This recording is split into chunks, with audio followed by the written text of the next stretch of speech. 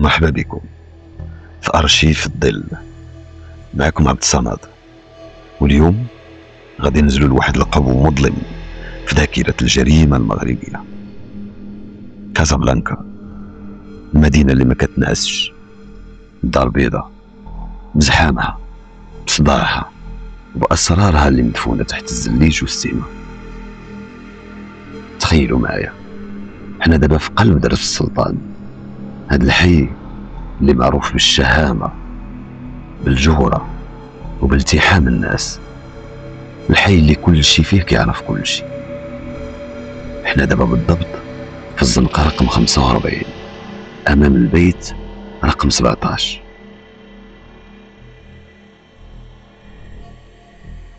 هاد الدار ما كانش دار عادية، كانت واحد الخربة راشية، الحيوط ديالها واكلهم الغمال والباب ديالها ديما مسدود. ولكن الغريب ماشي هو الدار، الغريب هو مول الدار، عبد العالي هادي. عبد العالي هادي رجل في الخمسينات من عمره، ملامحه عادية لدرجة تخليك تثق فيه من أول شوفة. ملابس ديالو نقية، ابتسامة ديالو هادئة، وعنده واحد الصمت وقور.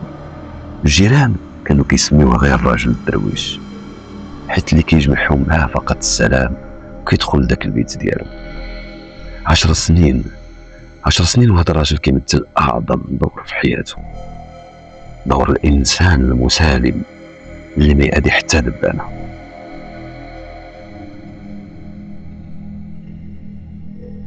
ولكن واش عمركم وقفتوا قدام داك الباب رقم 17 وسولتوا راسكم علاش هذا الراجل ديما بوحدو؟ علاش هاد الدار ديما خرج منها ريحة جافير قاطع لدرجة كينحط في نقل الأنفاس؟ الجيران كانوا كيقولوا تبارك الله على عبد العالي، رجل نظيف وديما كيسيق ويرش المعقمات.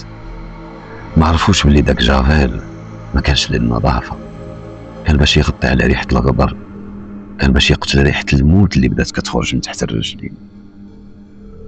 تخيلوا معايا هاد اللحظة، الزنقة 45 برا كل شي كيغلي فيه، الدراري كيغوتوا وكيلعبوا كرة، والجيران كيتحدثوا كيف العادة، الحياة غادية بشكل طبيعي. وداخل البيت رقم 17 كان عبد العالي هادي واقف ورا الباب الخشبي في الظلام، عيني حاطة على ديك التقبة الصغيرة ديال الساروت. شنو كان كيحس هذا الرجل في ديك اللحظة؟ واش كان كيحس بالخوف؟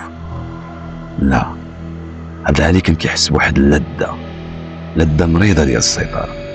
كان كيشوف الجيران وكيقول في خاطرو نتوما كلكم مخدوعين، نتوما كتشوفوا غير في داك القناع اللي بغيت نوريكم، اما الحقيقة راهي تحت رجلي.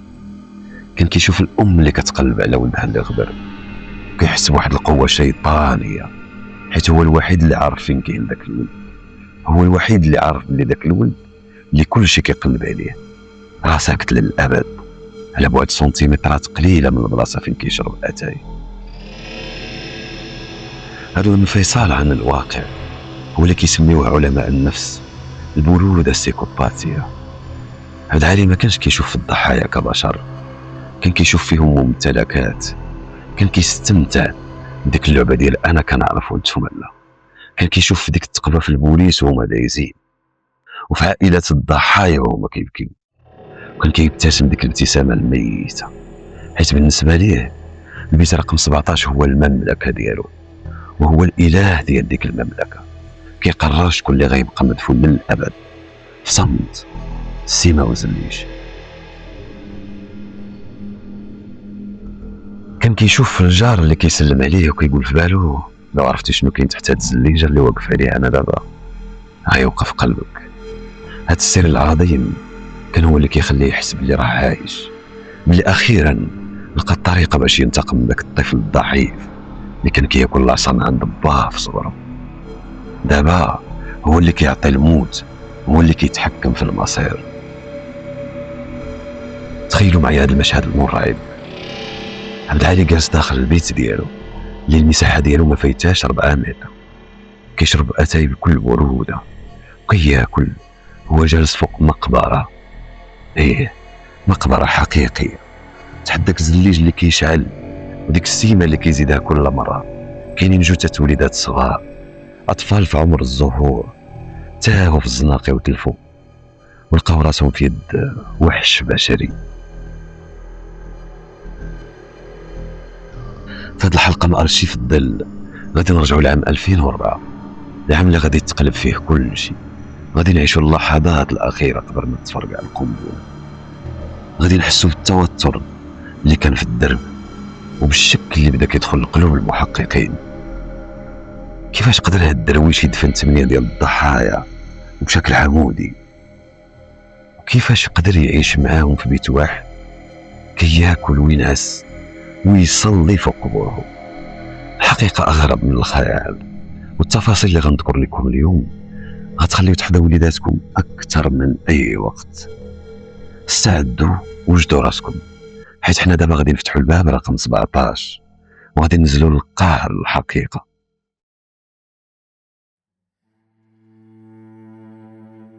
باش نفهموا هاد الوحش اللي سكن البيت رقم 17 خاصنا نرجعوا اللور بزاف. خاصنا نرجعوا للستينات القرن الماضي، فين زاد طفل سميتو عبد العالي هادي. هذا الطفل ما تزادش بقلب من الحجر وما تزادش هو باغي يقتل، ولكن كاينين وحوش كيتزادوا وكاينين وحوش كيتصنعوا. وعبد العالي تصنع في واحد المعمل ديال القسوة والظلم.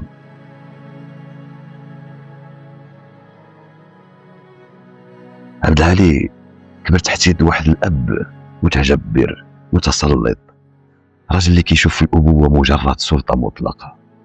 في دارهم ما كانش داك الحنان ديال الأب، ما كانش داك الأمان ديال الأب، ما كانش حتى كلمة ولدي بحنان، كان فقط صوت الصمتة اللي كيهبط على الظهر واللحم ديال عبد العالي الصغير. با كان راجل قلبه قاصح، كاين قدام الناس، كيحطمو نفسيا قبل جسديا، وكأن هذا الولد ما هو إلا غلطة باغي ينتقم منها. تخيل معايا هذا الطفل اللي مفروض يكون كيجري ويلعب مع صحابه ويضحك، كيرجع للدار هو كيرعد بالخوف، كيدخل لواحد الركن مظلم، كيشوف باه وكيتسنى الضربة ملي غادي تجي. هاد الحقرة ولدت عنده واحد الغضب بركاني، غضب اللي ما لقاش فين يخرجه، فبدا كيحفر فيه لداخل في أعمق نقطة في الروح ديالو.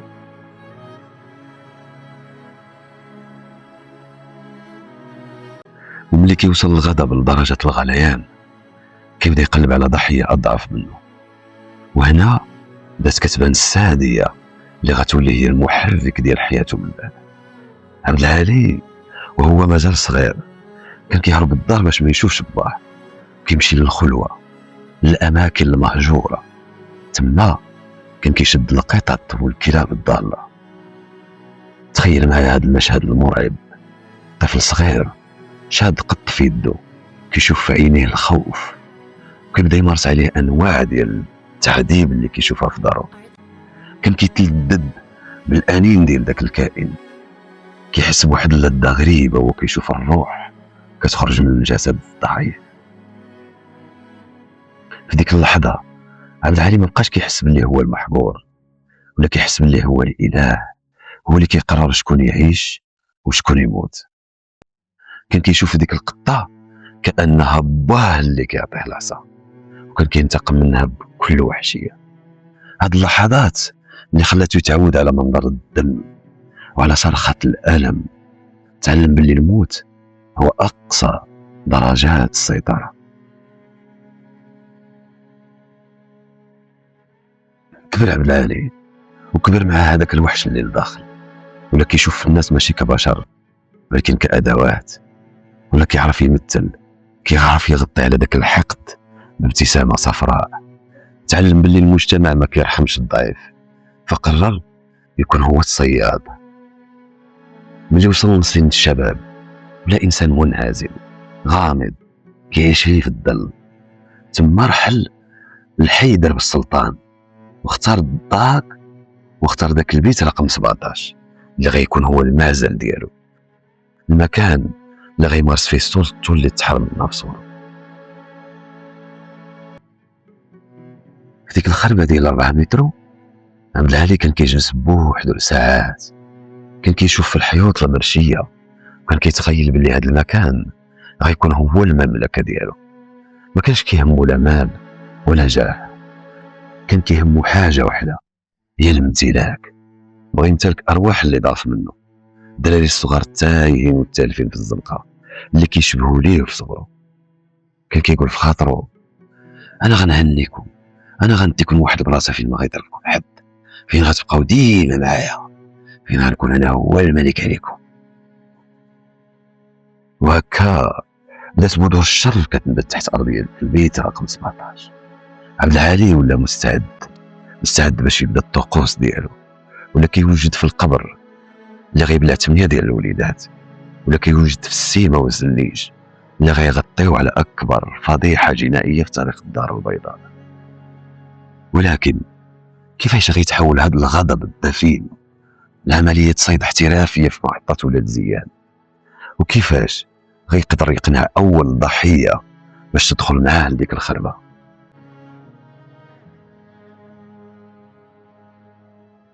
محطه ولاد زيان، هذا المكان اللي ما كينعسش، ريحه المازوط، غبره الطريق، وصداع المحركات اللي كيزلزل الارض. وسط هذا الزحام اللي كيخلي بنادم يدوخ، كان كاين واحد الظل كيتحرك ببطء، ظل رجل كيقلب على فريسه. عبد العالي هادي ما كانش كيمشي للمحطه باش يسافر، كان كيمشي باش يصيد. تخيلوا معايا هذا المشهد، كيجلس فوق واحد الكرسي وحط جلابته عليه، وعينيه كيتحركوا بحال الرادار، ما كيشوفش في الناس اللي هازين الباليزات وغاديين لديورهم، لا، عينيه كيقلبوا على الضياع، كيقلب على داك الطفل اللي جالس بوحدو في شي ركنه، اللي كيشوف في الناس مخوف، واللي كيبان باللي الزنقه هي العنوان الوحيد اللي بقى عنده. في هذه اللحظه عبد العالي كيحس بواحد الرعشه ديال القوه، كيشوف في داك الطفل كيقول في خاطرو هذا كيشبه ليا، هذا محقور بحالي ومقطوع من شجره بحالي، العالم ما غيسولش عليه الى اخره، بحال اللي ما سولوش فيا فاش كنت انا صغير وكناكل عصا. كيقرب منه ببطء، كيحاول يرجع صوته حنين، كيبدل الملامح ديالو لدرجه كيبان بحال شي ولي صالح، كيجبد من جيبو دريهمات او لا شي حلوى او شي حاجه تغري الاطفال، وكيحط يدو على كتف الدري. تخيلوا داك اليد اللي عمرها عرفت الرحمه دابا كتمثل الحنان. كيقول ليه بصوت حنين اوليدي، بغيت قاصح عليك والزنقه غداره، اجي معايا، الدار قريبه، كاين العشاء سخون والفراش فين تنعس، راك بقيتي فيا ولدي، انت راك بحال ولدي.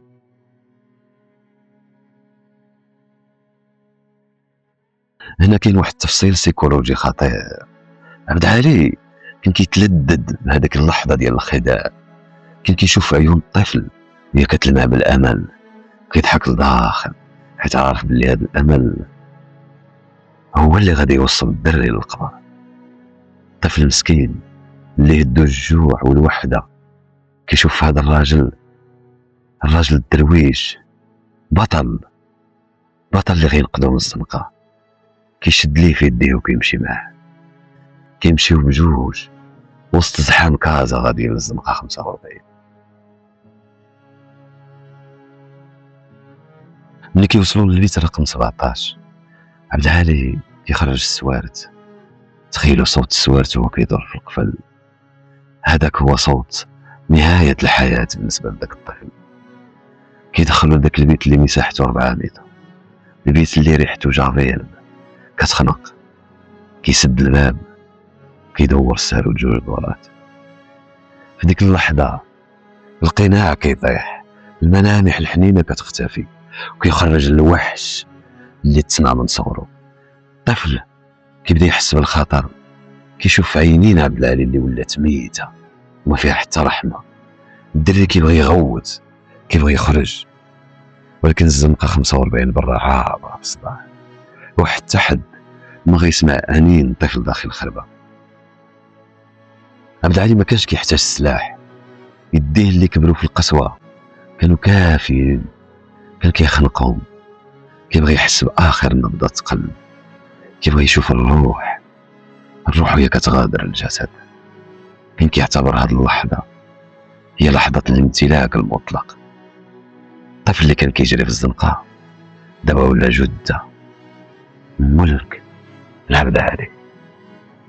ولكن هنا كيبدا التحدي الاكبر، فين غيخبي الجثث والجيران حيط بحيط. تخيلوا عبد العالي واقف وسط داك البيت، العرق نازل عليه، قدامه جثة الطفل كيهز الفاس وكيبدا يحفر في نصاصات الليل، كيحفر ببطء، كيحاول ما يديرش الصداع.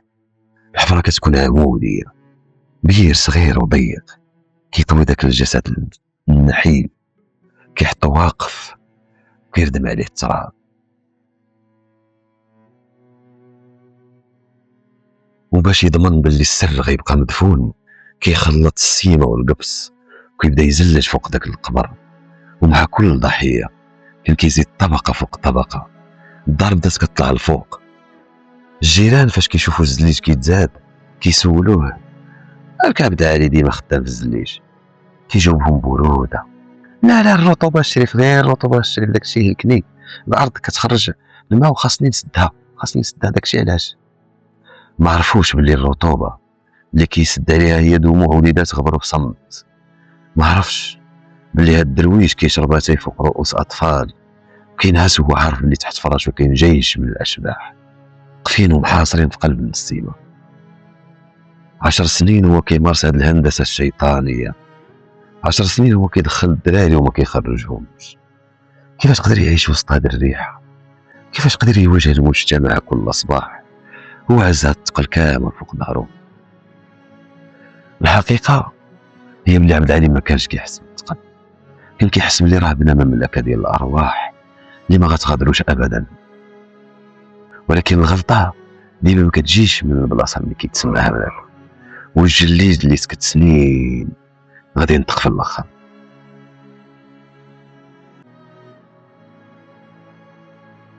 كل كذبه وليها نهايه، وكل ظلام وليه فجر. كيف ضحكوا ولا شي. عبد العالي هادي اللي هندس مملكه الصمت لمده 10 سنين ما كانش عارف باللي الخيط اللي غيشنقو ماشي هو ذكاء البوليس، بل هو حاجه اقوى من السلاح ومن القانون، هي غريزه الام. حنا دابا في صيف 2004، الحراره في كازا كانت خانقه والزنقه 45 كانت كتغلي. عبد العالي خرج كعادته، لابس قناع الدرويش وكيضوي في الزناقي بحال شي قرش، كيشم ريحه الفريسه. عيني طاحت على واحد طفل صغير كيسعى حدا واحد الجامع، قرب منه بدا كيدير البروفا اللي حفظها سنين. اجي ولدي، عندي لك كسوه جديده وفلوس، يلا معايا للدار وانت الله غير راك بحال ولدي.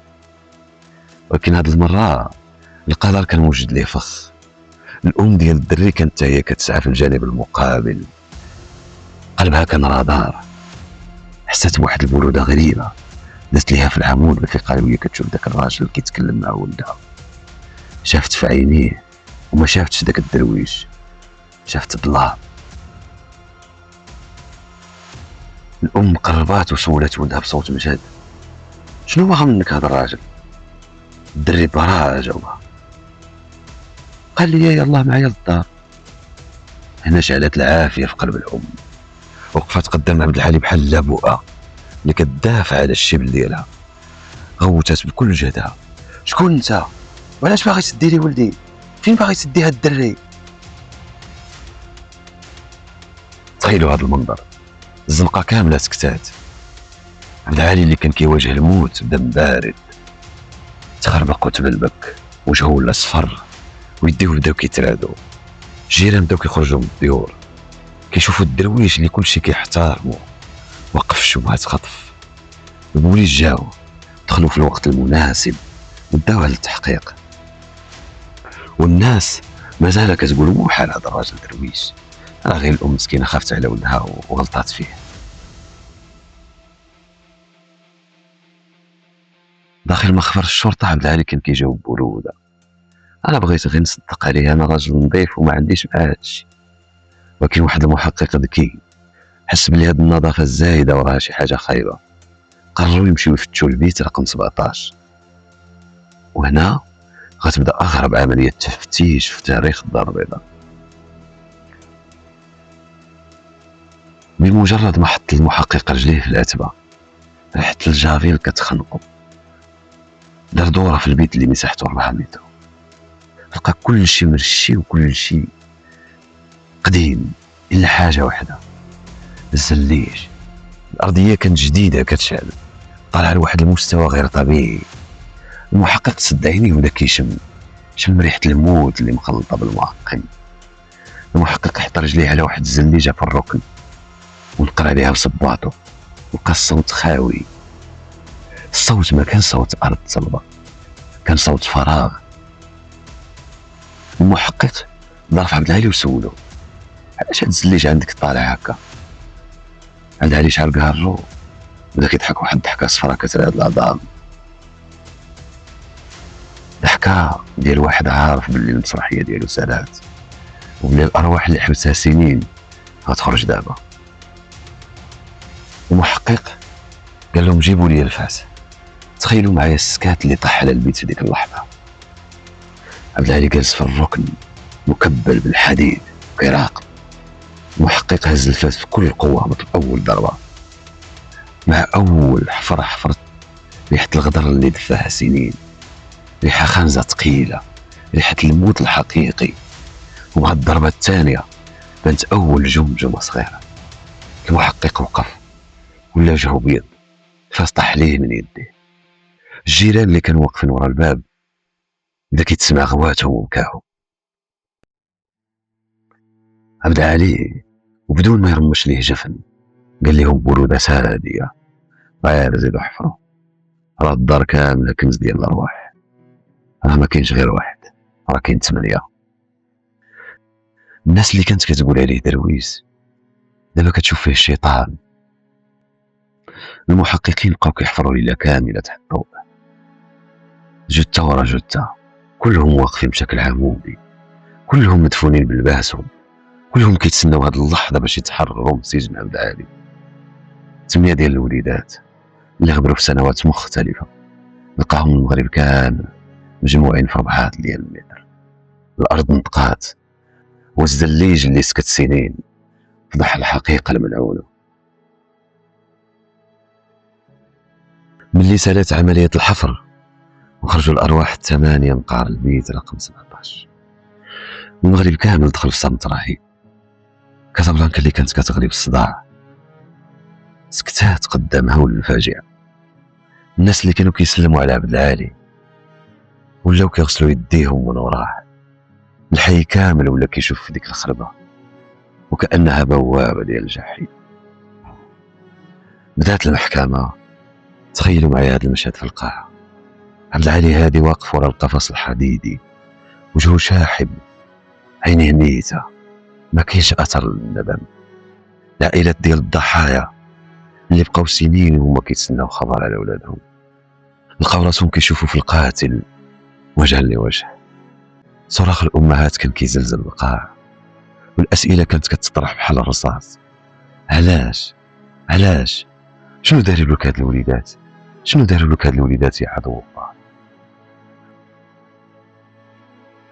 عبد العالي كان كيجاوب ببروده كترعب العظام. كانش كيبكي، كانش كيطلب السماحه، كان كيحكي التفاصيل بحال اللي كيحكي قصه ديال شي حد اخر.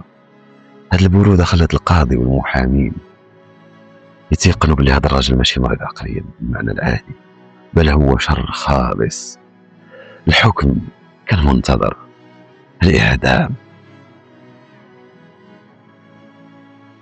ولكن القصة ما سالتش في المحكمة. عبد العالي ترحل لسجن مول برقيف الآسي، واحد من أصعب السجون في المغرب. تم عبد العالي لقى راسو في مواجهة أكبر عدو ليه: الصمت. هو اللي كان كيعشق الصمت باش يقتل ويخبي الجثث. دابا ولا هاد الصمت هو اللي كيقتلو كل نهار. تخيلوا معايا هذا الراجل زنزانه ضيقه بوحدو في نصاصات الليل. واش كان كيشوف وجوه دوك الدراري؟ واش كان كيسمع صوت الفاس وهي كتهرس الزليج؟ علماء النفس كيقولوا بلي المجرمين من هذا النوع في العزله كيبداو ياكلوا في راسهم. مملكه الزليج اللي بناها في درب السلطان تحولت لزنزانه اسمنتيه بارده في الاسفل. 6 سنين قضاها عبد العالي ورا القطبان، 6 سنين دوزها عبد العالي في الحبس، 6 سنين هو كيتسنى الموت اللي كان كيعطيه للناس بكل سهوله. في واحد الصباح ديال 2010 السجان حل الباب ولقى عبد العالي جثه هامده. مات سفاح الزليج سكتة قلبية، أو ربما بقلب توقف حيت ما بقى فيه ما يتقتل. مات عبد العالي ودى معاه أسرار كثيرة. كاين اللي كيقول باللي الضحايا أكثر من 8، كاين اللي كيقول باللي عنده مقابر أخرى في مدن أخرى، ولكن الحقيقة الوحيدة اللي بقات هي البيت رقم 17. ولا عبرة ولا درس كيقول لنا باللي الشر كيقدر يتخبى وراء أجمل قناع، وراء أكثر وجوه دروشة. أرواح دوك الوليدات دابا ارتاحت، الزليج تهراس والسر خرج من الضوء، والقاتل لقى جزاء. ولكن أرشيف الظل ما كيسدش الملفات غير هكاك. حنا كنحكيو هاد القصص باش نفيقو، باش نحضيو وليداتنا، وباش نعرفو بلي الزنقة فيها وحوش ما عندهمش قلوب، وحوش كيشبهوا لينا، كيهضروا بحالنا ويسكنوا حدانا. كنتم مع عبد الصمد في حلقة سفاح الزليج. كنتمنى هاد الرحلة المظلمة تكون خلاتكم تفكروا أكثر من مرة قبل ما تثقوا في قناع الدرويش. شاركوا هاد القصة مع كاع الناس اللي عزاز عليكم، واشتركوا معنا في القناة وعطيونا الرأي ديالكم، وتهلاو في وليداتكم وفي قلوبكم. وإلى ملف جديد، والسلام عليكم.